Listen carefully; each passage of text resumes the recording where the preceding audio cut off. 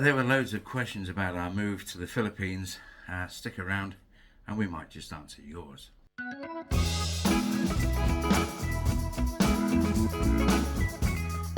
myself a present. 2,323 days until I retire. It's a while. Hello and welcome to Foreign Guy in the Barangay. Before I begin this, at some stage while watching this video, if you like what you see and hear, don't keep it to yourself. Click on the like button and your recommendation will mean that the video will be suggested to many more YouTube viewers.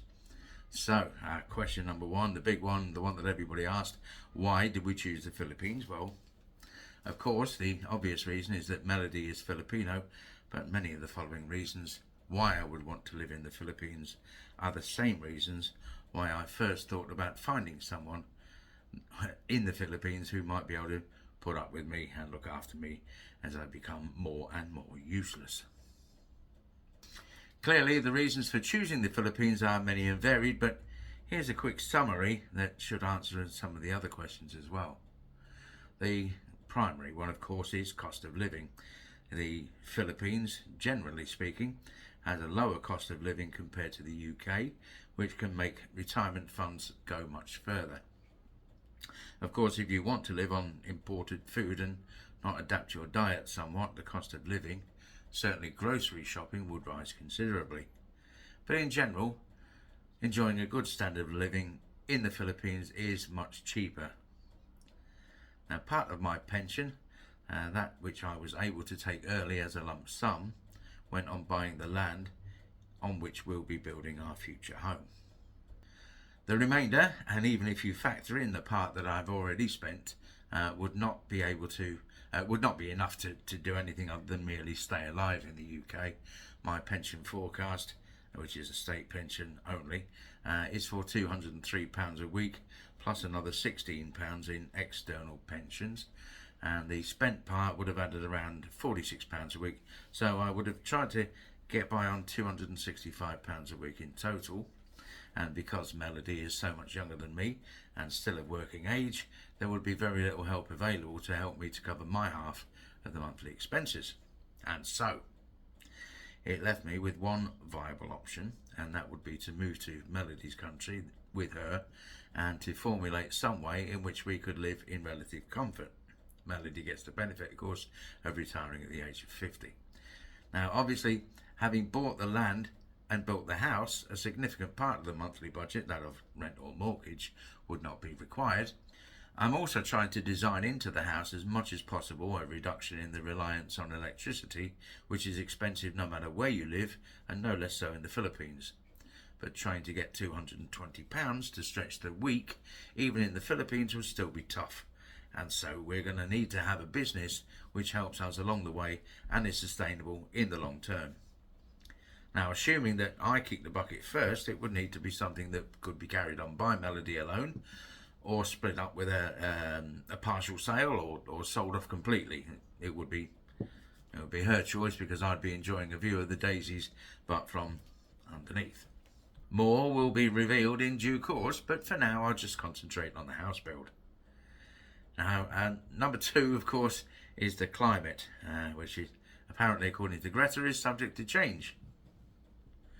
The tropical climate in the Philippines can be appealing to those who prefer warmer weather over the cooler climate in the UK. Not laugh. Who wouldn't want to be sat in the middle of a paradise postcard, sipping on something from a vessel carved out of a piece of fruit, toes in the warm water and staring out to sea? Particularly when you compare that to standing at the bus stop on a rainy Tuesday night with it blowing a gale, to which you can testify, having just been pelted in the face with a wet, gritty, crisp packet and being splashed by the passing traffic. Britain can be a pretty awful place to live. We've just gone through the most uninspiring of summers, a blazing June, but followed by 2 months of almost solid rain. It's been miserable. And now we have autumn and winter to look forward to. Now, the Philippines has got some pretty catastrophic weather too, so it isn't the case that I'll see out my days in some perfect Robinson Crusoe Island paradise. The Philippines has only 2 distinct seasons, the hot and dry one and the hot and wet one. Hot and dry I can deal with after 10 years living in Australia and 13 years living in Spain. But when it gets to the wet stuff, my experience of living in cold and damp Britain will make it no easier to acclimatise because the rain will be hot. To quote Forrest Gump, talking about Vietnam, which is just across the water from the Philippines, by the way. I'm not going to do the accent. Don't worry. One day it started raining and it didn't quit for 4 months. We've been through every kind of rain there. Little bit of stinging rain. No, I'm not going to do it, I promise. And big old fat rain. I've got to do that one. No. Rain that flew in sideways and sometimes rain that even seemed to come up straight from underneath. Shoot, it even rained at night. During the Habagat monsoon from June to October, moist air is drawn up from the equator and most of it comes back down in the Philippines in the form of torrential rain. And it can, as Forrest alluded, rain continuously for a very long time. Nobody has central heating, or thick quilts, or draft excluders, or gritting lorries, or coats. I'm going to spend my retirement in shorts, sat in the shade of my wraparound veranda, watching the rain fall or gazing into the distance towards the sea. And the Philippines is known for its stunning beaches and islands, which offer a picturesque and tranquil environment for retirees such as myself. Not only the beaches, but the entire island of Bohol is lush and green and covered in jungle and rolling hills. It's a pleasant, relatively unspoiled part of the world, and the entire island has been given UNESCO heritage status. We will be living perhaps 15 minutes from the beach and maybe an hour from a true paradise beach, the kind with the leaning over palm trees, the blinding white sand, the gentlest of waves lazily lapping against the sand from turquoise blue depths beyond. I've been to Skegness, I've been to Blackpool, and I've been to Cornwall, and although Britain does have beautiful beaches, they're just not in the same league as those that can be found on Bohol. I'm not going to be making a living selling chilled coconut drinks on the beach, looking like some extra from Home and Away. What I'm saying is that I'm no beach bum, but it will be nice to jump in the car and drive to spend the day on a world-class beach every now and then, especially if there's waiter service from a nearby beach bar. One of the things that's often said about living in the Philippines is the general amiability of the Filipino people. The Philippines has long been a melting pot for different Asian cultures. Indeed, in Manila, in an area called Binondo to be exact, you'll find the world's oldest Chinatown, with many businesses having been set up as trading posts. And the whole area is full of Chinese restaurants and shops selling all manner of goodies.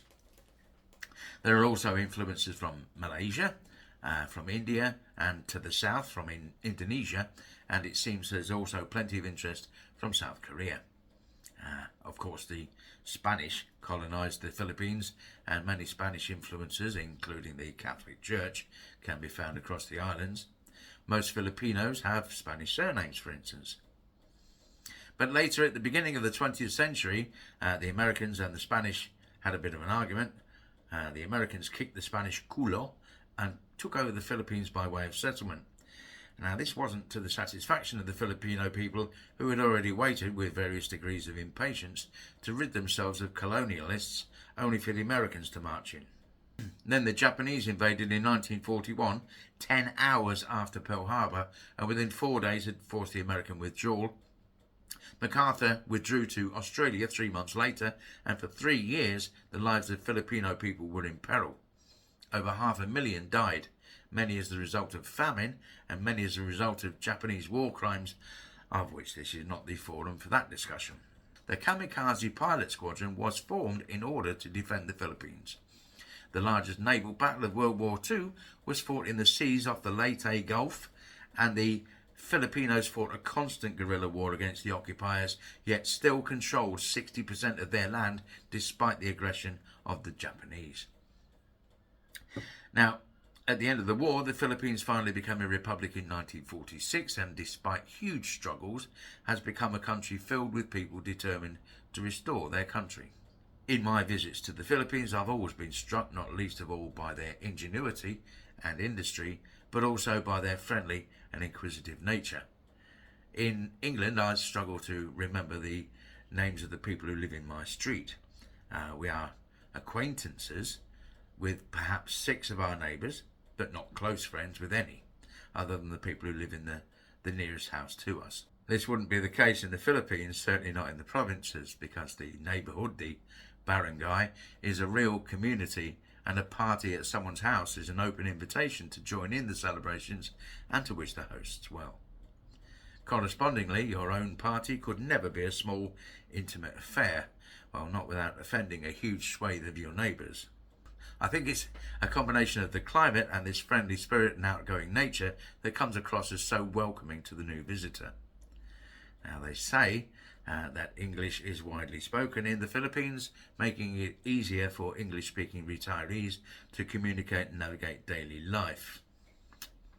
Well, the English language is taught in schools and is a joint official language of the Philippines.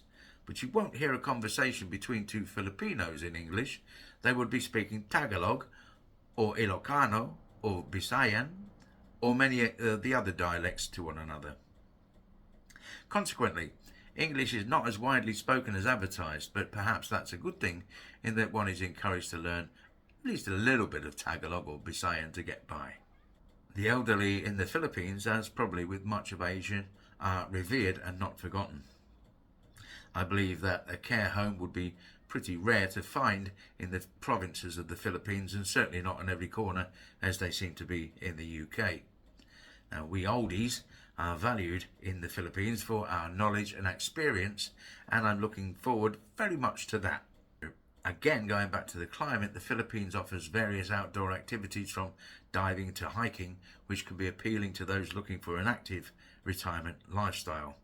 And now, not all of us are staggering about with a semi-permanent link to a walking frame, and retirees to the Philippines, due to the much more pleasant weather, may indeed embark on a new lease of life. Couple that with improvements to the diet, eating a much more natural and healthy diet will also contribute to an upswing in health and energy. For me, the number of boxes ticked outweigh those with a cross in them.